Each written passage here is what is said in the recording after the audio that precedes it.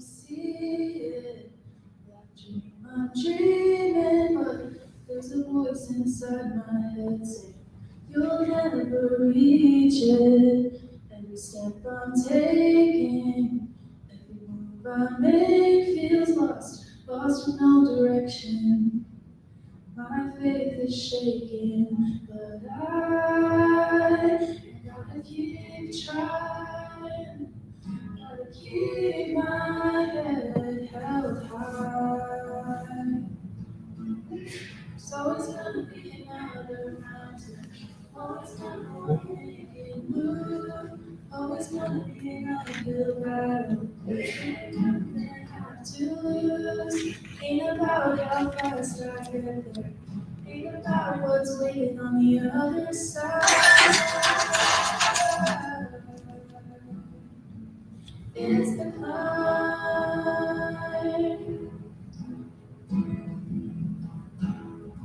The struggles I'm facing, the chances I'm taking, sometimes might knock me down, but no, I'm not breaking. I may not know it, but these are the moments that I'm gonna remember most. Yeah. Just gotta keep going, and I gotta be strong. Just keep pushing on. It's always gonna be another mountain. Always gonna wanna make it move. Always gonna be an uphill battle. Sometimes I'm gonna have to lose. Ain't about how fast I get there. Ain't about what's waiting on the other side.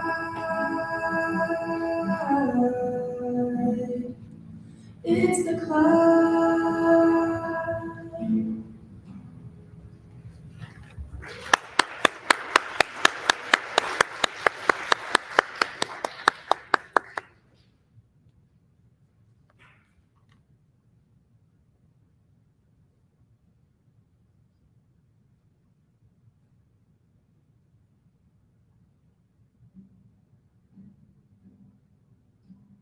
Small boat on the ocean, see big waves into motion. Look how a single word can make your heart open. Might only have one match, but I can make an explosion. And all those things I didn't say, wrecking balls inside my brain. I will scream them loud tonight. Can you hear my voice this time? This is my fight song. Take back my life song. Prove I'm alright song. My power's turned on, starting right now, I'll be strong. I'll play my fight song, and I don't really care if nobody else believes, 'cause I've still got a lot of fight left in me. Boots in front and I'm chasing sleep. Everybody's worried about me. I'm in too deep. They say I'm in too deep. It's been 2 years, I miss my home. It's a fire burning in my bones. I still believe, yeah, I still believe in all those things I didn't say. Racking balls inside my brain. I will scream them out tonight. Can you hear my voice this time? This is my fight song. Take back my life song. Prove I'm alright song. My power's turned on, starting right now, I'll be strong. I'll play my fight song, and I don't really care if nobody else believes, 'cause I've still got a lot of fight left in me. Fight left in me.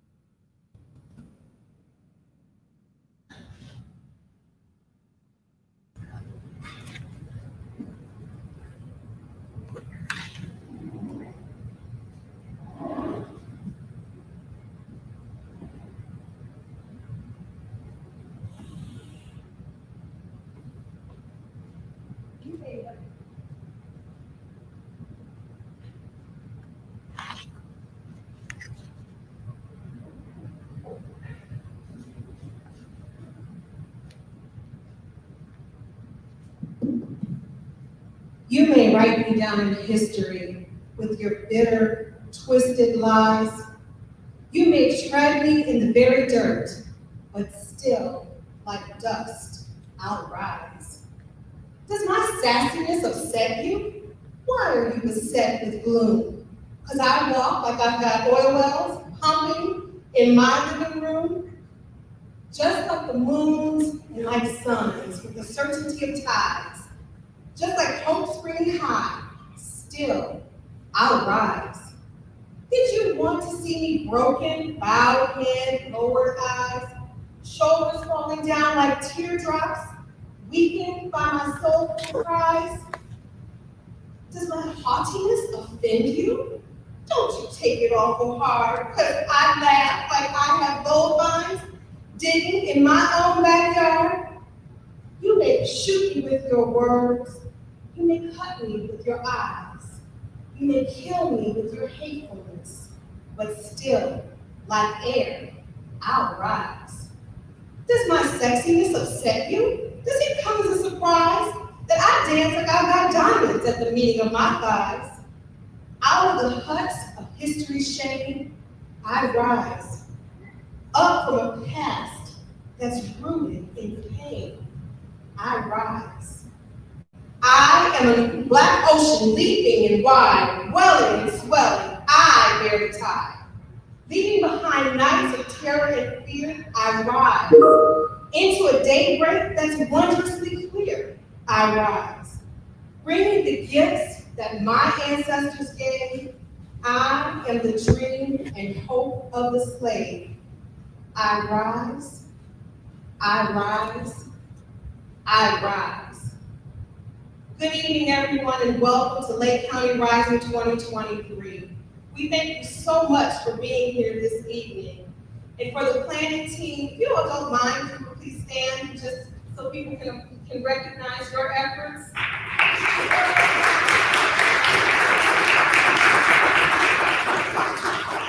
Thank you so much. On behalf of the entire planning team, we're so excited to have you here tonight. After 2 years of looking at squares on a Zoom screen, we're really excited to be back in person. And we want to thank our musicians, Lily Jones and Eva Pecto from Mundelein High School.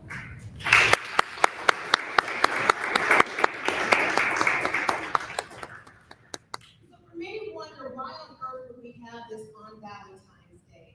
And some of you may know the history that Lake County Rising is actually part of a much bigger effort. Eve Ensler, the playwright who wrote the John Monologues, actually began One Building Rising in Lake County. This is our effort to commemorate that. And the idea is that we want to bring attention on a day that's all talking about love and relationships, on the fact that not everyone has a healthy relationship. And so for tonight, we thank you for honoring us with your time. And we want you to just take a moment and listen to the information as we talk about 10 years since the first time we gathered in this very setting to bring attention and awareness to the fact that in Lake County, as well as all across the world, women on a daily basis experience all different forms of violence. But each and every one of us have an opportunity to use our voices to find, define, reclaim our voices as we speak out on behalf of others and support and demand the end of violence against women. So again, thank you very much for being here and welcome.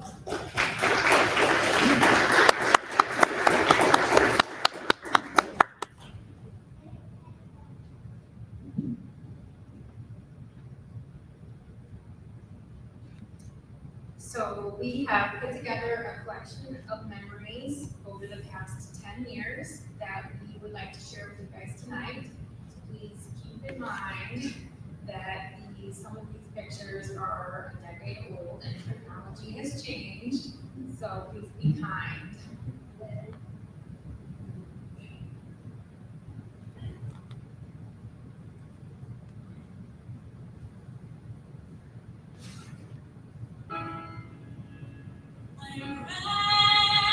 Raise my arms to the sky.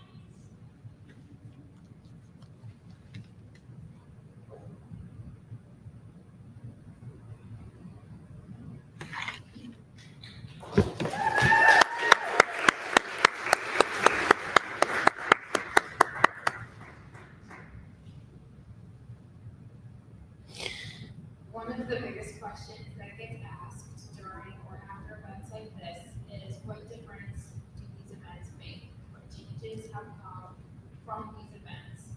Today, we have the privilege of three separate speakers that are going to discuss just that.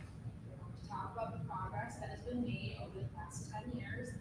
So help me in welcoming Damaris Florida from A Safe Place, Sandy Williams from Zacharias Sexual Abuse Center, and Eric Bernhardt, the late on the state's attorney.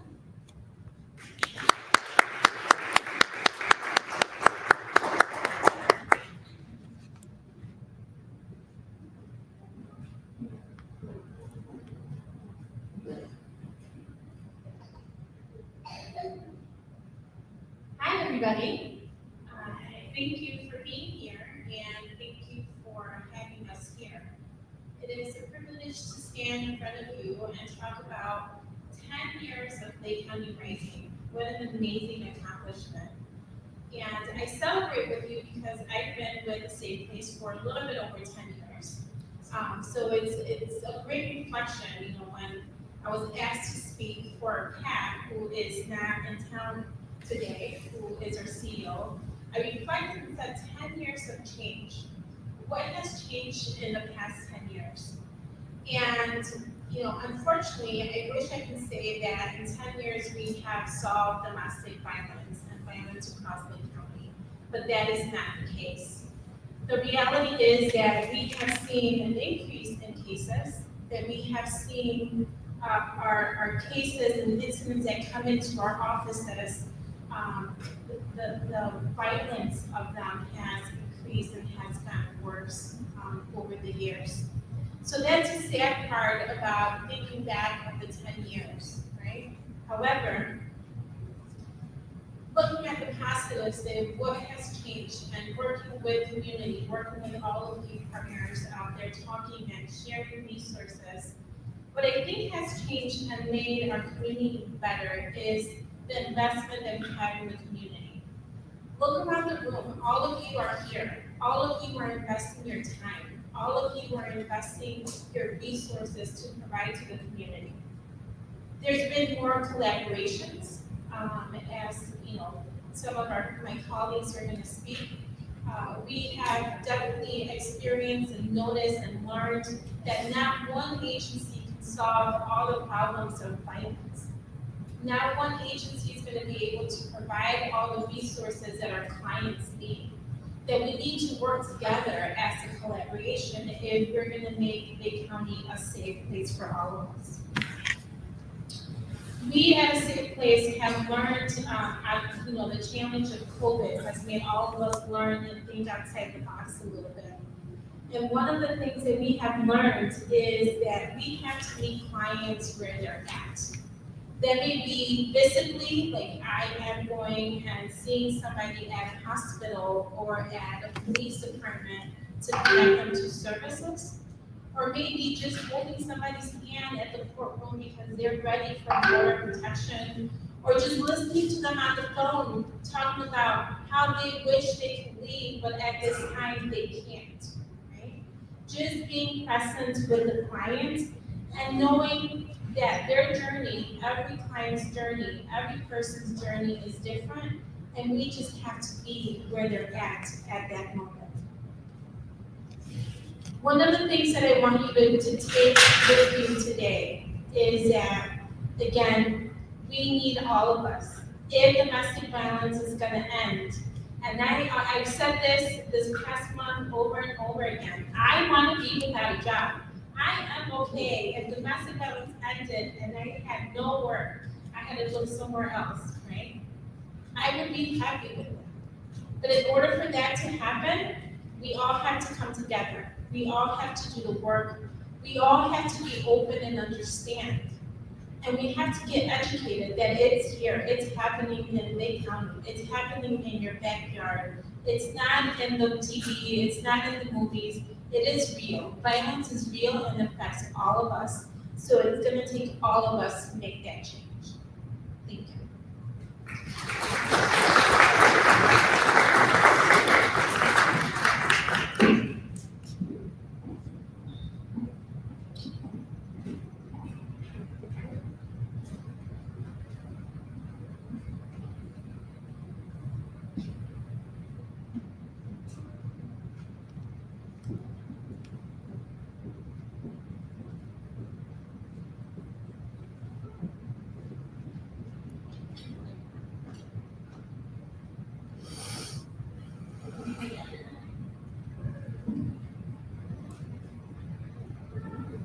Good evening. Good evening, everyone. Again, I am the Executive Director of Zacharias Sexual Abuse Center.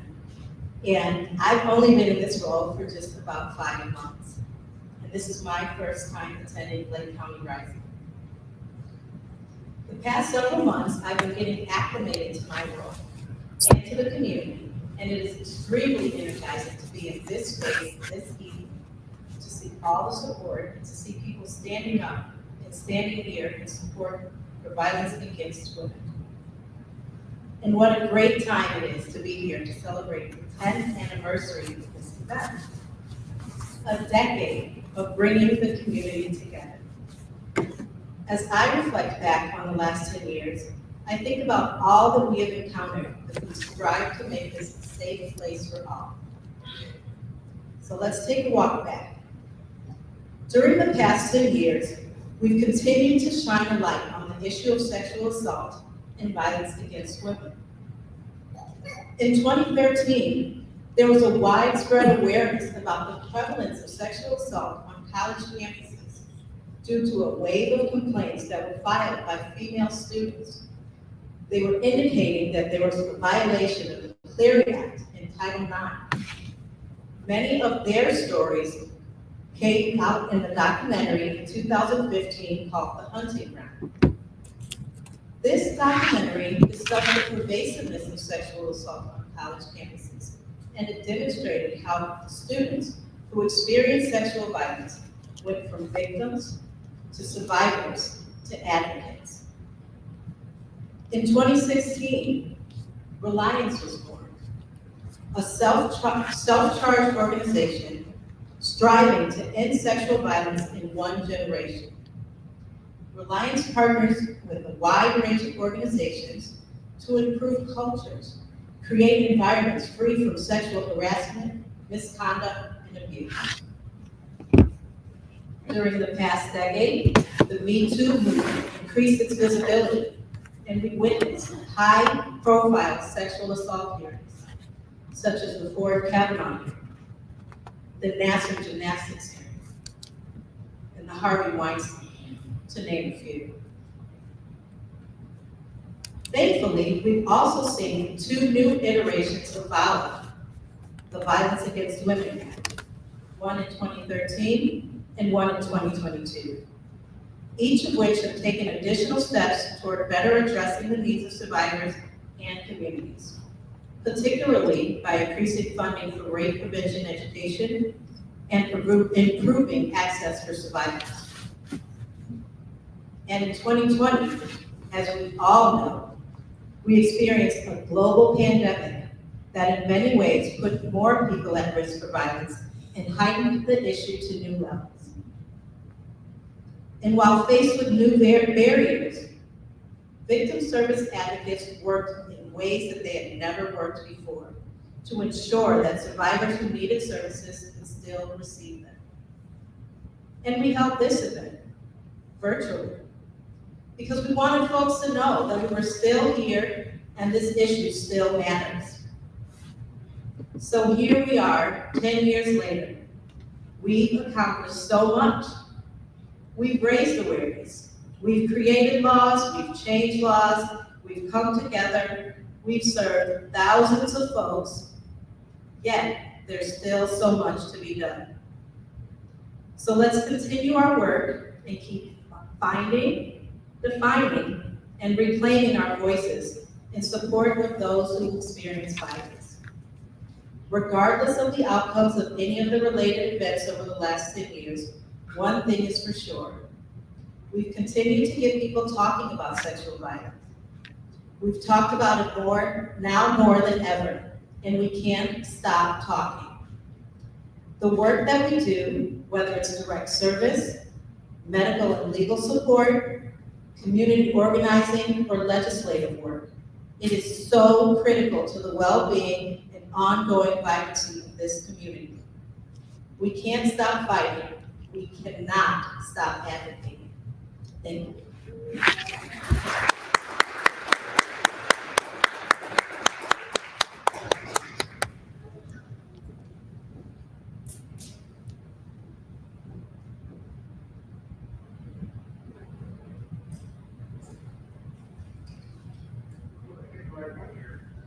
Hello? Is that right? Good evening. My name is Eric Reinhardt. I am the Lake County State's Attorney. I'm so honored to be here tonight and very humbled for Sandra Banks to invite me to speak here tonight. I want to thank Sandra for all the work she did and the entire organizing committee. You give Sandra the organizing committee a round of applause. That also makes me less nervous now that I got you to clap for a second. And then I found Sandra. I was trying to thank her for Sandra.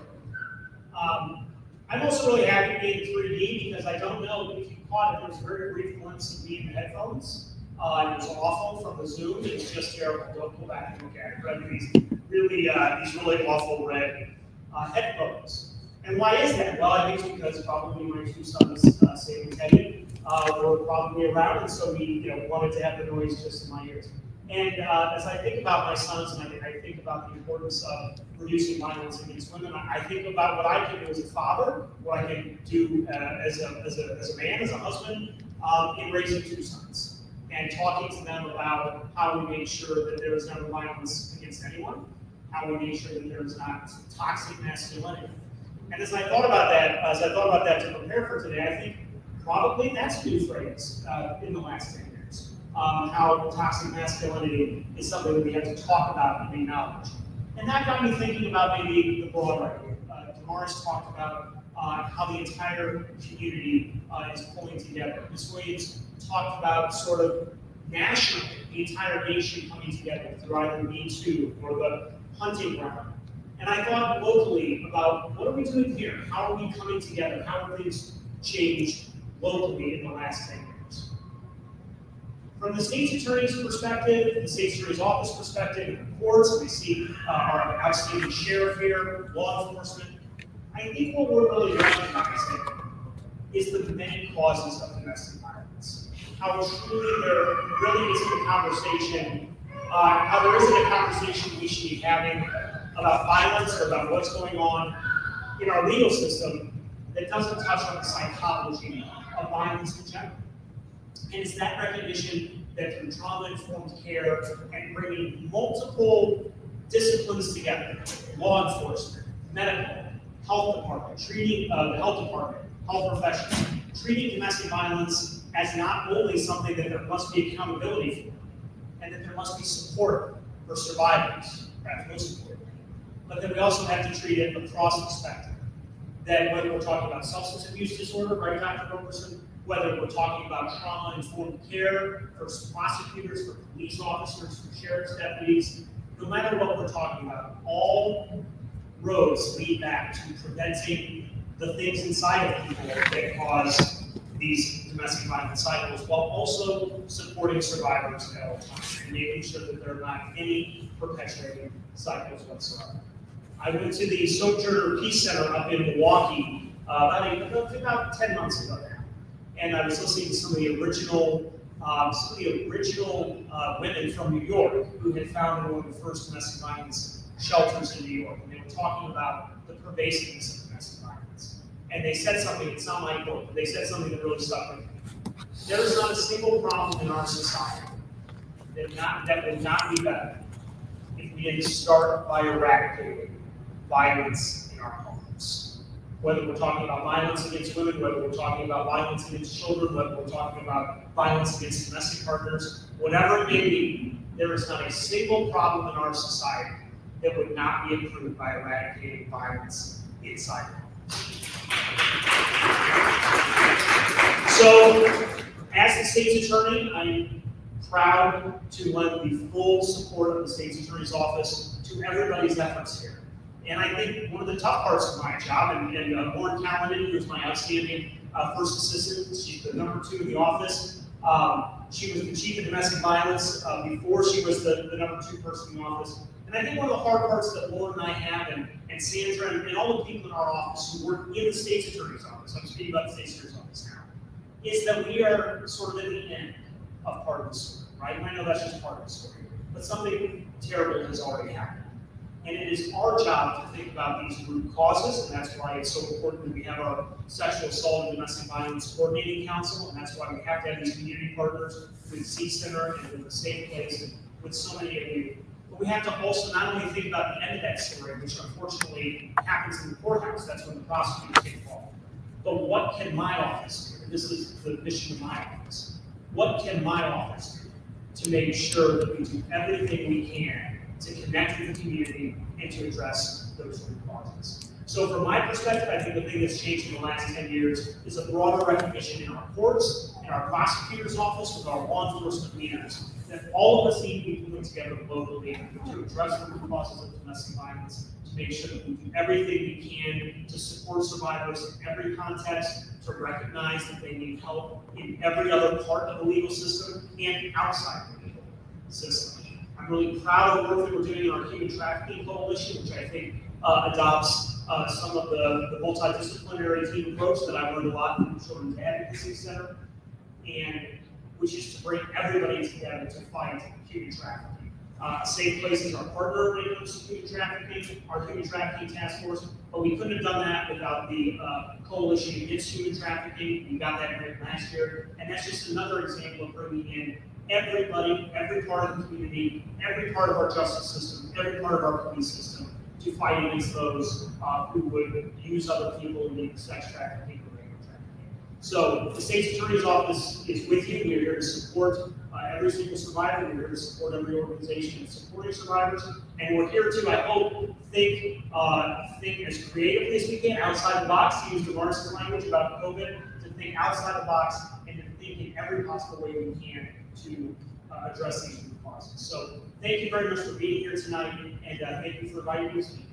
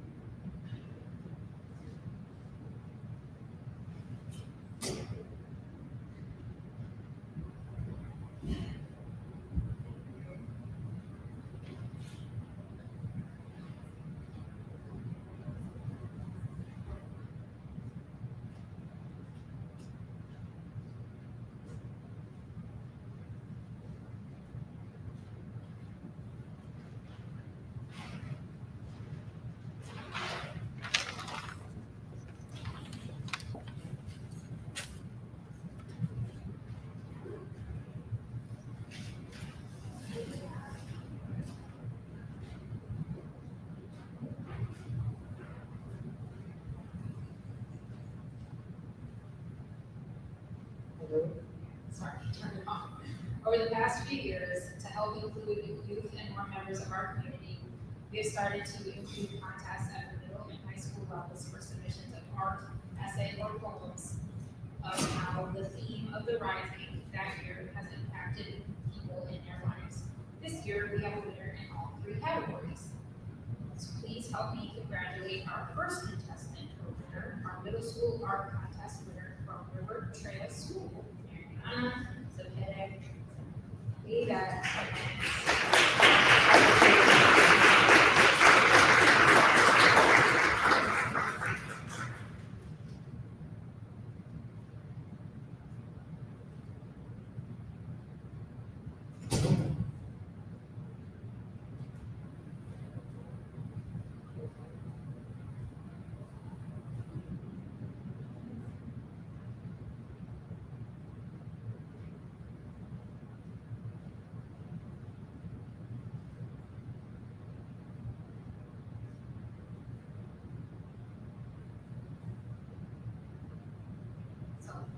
You can see this is for our submission, and it's been on display in the back, which we will return it to the back once she's got the video here, and then she well.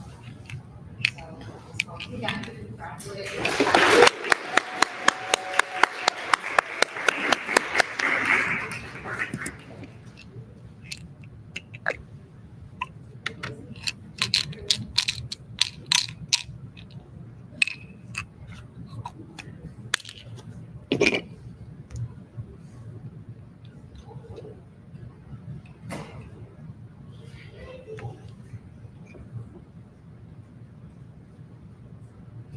All right, please help me congratulate our essay contest winner to read his essay, also from Valentine High School, Jared Dawkins.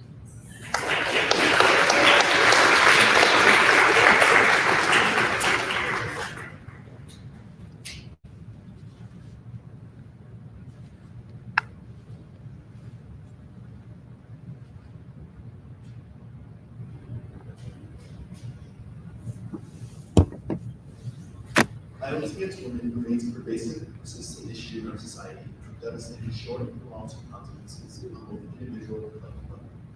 In order to bring an end to this violence, we must encourage and empower individuals to stand up and speak out against it, which is why defining, other voices is such an essential tool in promoting social change.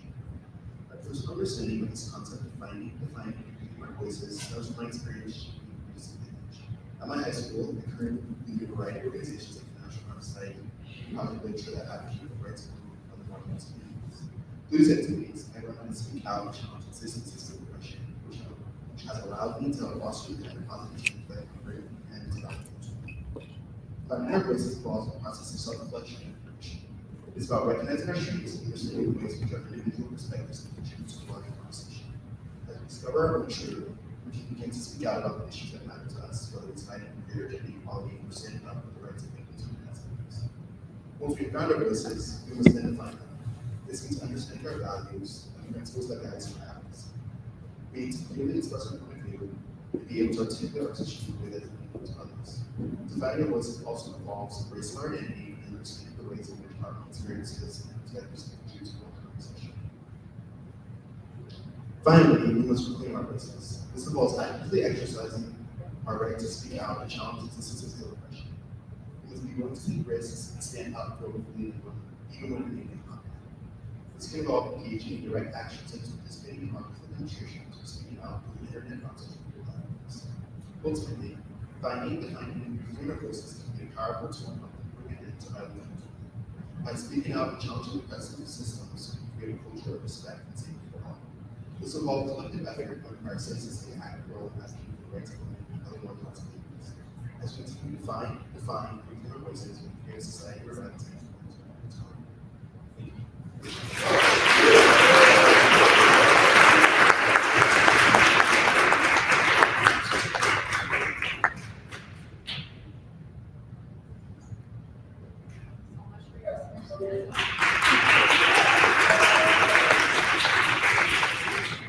So now, please help congratulate our final winner for the submission paper poem, also designed at Mundelein High School, Sierra Rain.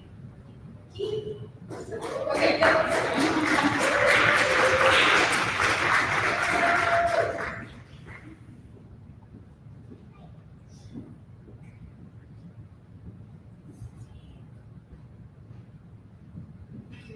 a little winded walking the steps because I tried today and I'm exhausted. But real quick, I just want to say, Mariana. Oh, very good job, Mariana. I love your art. It's very beautiful. And Jared, I love your style. She is a mother, a daughter, a sister. She is Sarah Everard, India Cummings, Nsa Amini, Breonna Taylor, Bridal Stone. This hatred captures the lightest of souls and leads the darkest of pain. There is no limit, there is no color they will not find to paint. African American, Indian, Iranian, Asian, Hispanic, we are not safe. We should not have to dread the lights that flash red and blue in fear. We will be taken, raped, and murdered too. Sarah Everard, we are not safe. She needed a mental ease. Now her family's tears are wiped with the breeze. India Cummings, we are not safe. Reasons on top of reasons why she cannot show her beauty, but killed for revealing a strand. Masa Amini, we are not safe. She should have rested peacefully in her home and woke in the morning. Breonna Taylor, we are not safe. Hunger for her death because she was not born a woman but chose to be one. Bridal Stone, we are not safe. There has been no change, case after case. She was left with tears stained on her face. People say she's in a better place, but when will this world become a safe space for women to be accepted without any debates? But until then, I will speak up and hope my word finds you well, reminding you of every single woman and girl who lost their life to violent minds. And when did violent minds mean the death of women? Thank you.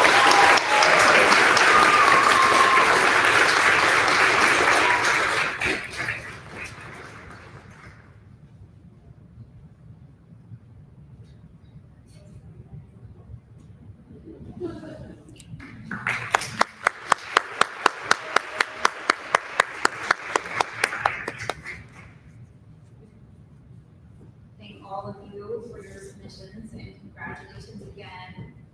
We appreciate all of the submissions that we get every year, and it's just wonderful to hear all of the voices and the impact that it has in our community.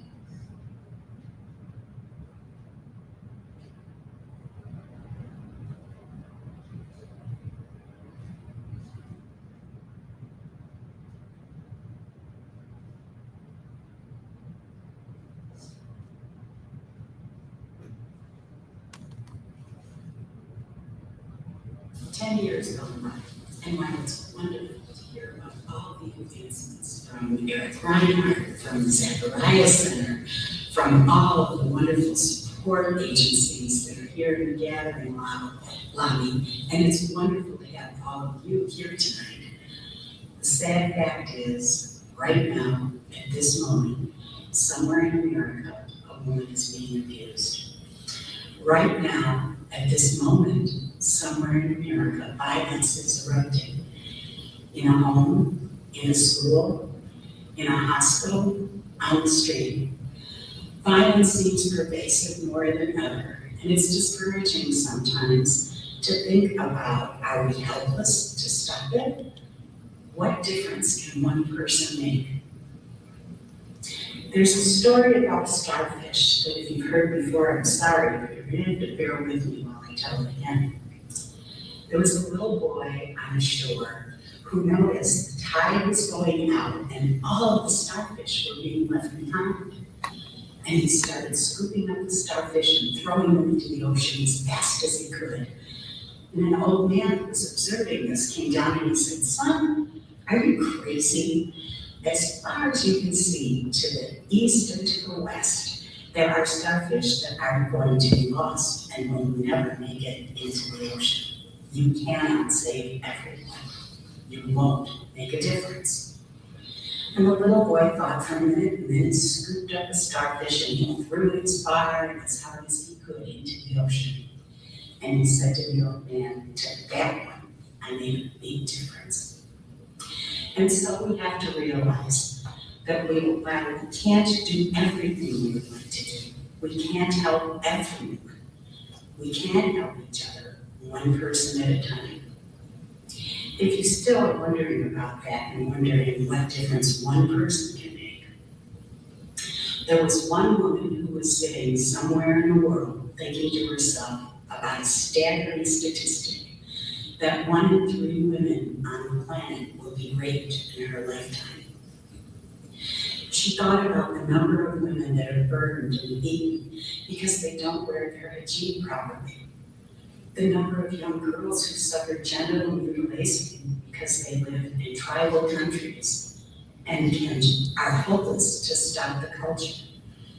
And she thought to herself, we need to let people know what's going on in the world because it's the only way to stop it. One woman at NPR radio in Chicago heard about the movement, and she called Eva Unchained, who had the idea to have women rise, to come to the station and talk about 1 billion rising. Ensler said that across the globe, women on Valentine's Day would rise up and claim their voice, claim their power, and let the world know the violence must stop. Eve Ensler reclaimed her status as author to use it for good. One woman in Lake County was listening to that interview. Why? I thought to myself, oh my, the woman who influenced my life the most, my mother, was a victim of domestic abuse. I, as a child, watched things no child should watch. And I thought to myself, oh, I've got to be part of the rising. I have to let people know what's there to help them. I have to let others know what the problem is and what we can do to change this.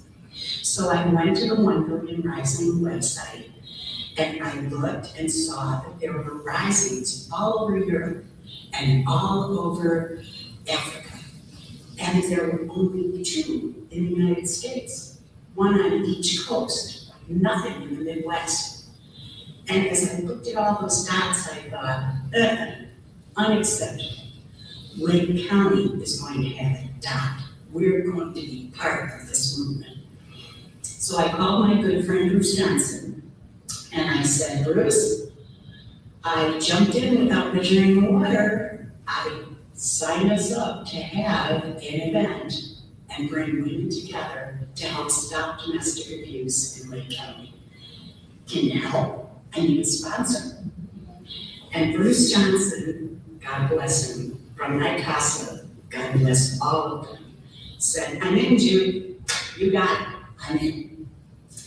So Bruce called the state's attorney's office, and they said, oh yeah, we're in. One of the things I love is that the state's attorney's office, even through changes in regime over their 10 years, have constantly supported this movement. So, there we were. Right now, we're looking at 10 years later, having brought together over those years thousands of people to learn together about the issues, about what resources Lake County offers, and to go out motivated to make a difference. Tonight, this one woman is calling on each one of you to carry on, to spread the word, to be committed to ending the oppression of women and ending violence of everyone. Visit the dashboard that Mr. Reinhardt told you about. Look at the statistics. Talk to all of the people in the gathering lobby and learn how you can help.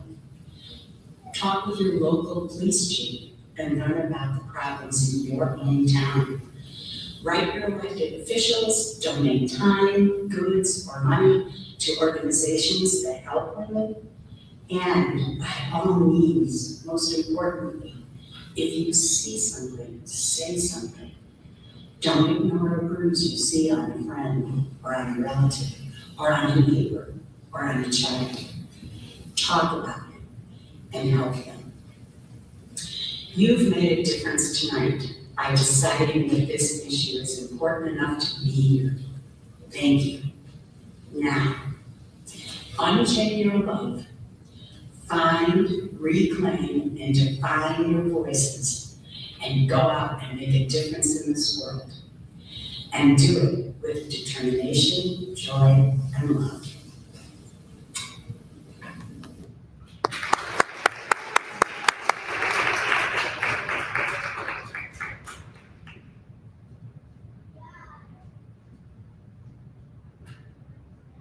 So that was Judy Armstrong, who is a wonderful example of how one person, one idea can spark change and progress.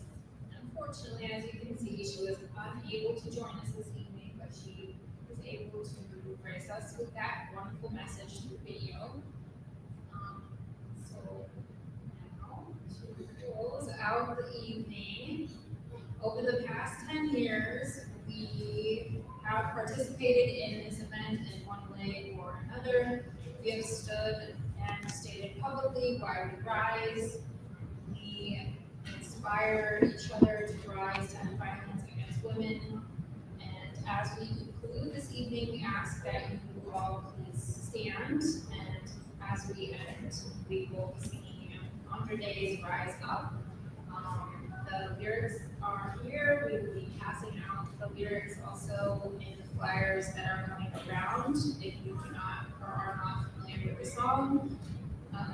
So please join us, and we will rise together in our hope to end violence against women and indeed violence in all and against all. So please remember that every single person can do their part to bring violence against women to an end. Thank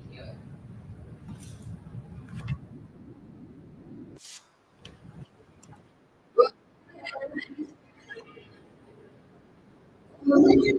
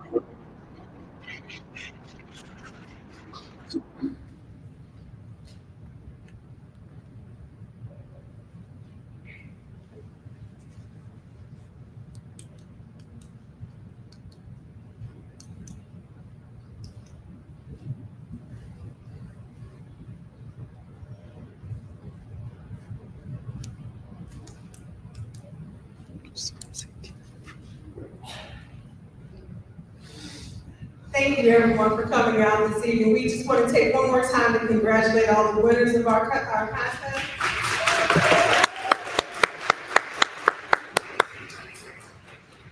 And if we could ask the winners to please come up after everyone is exiting so that we can just take a picture of the three of you together. We really appreciate that. And for everyone who's come out tonight, again, thank you so much for spending some of your evening with us. Please make sure to just share with your friends, your family. There's something that we all can do to bring awareness and to end violence against women. Thank you all so much.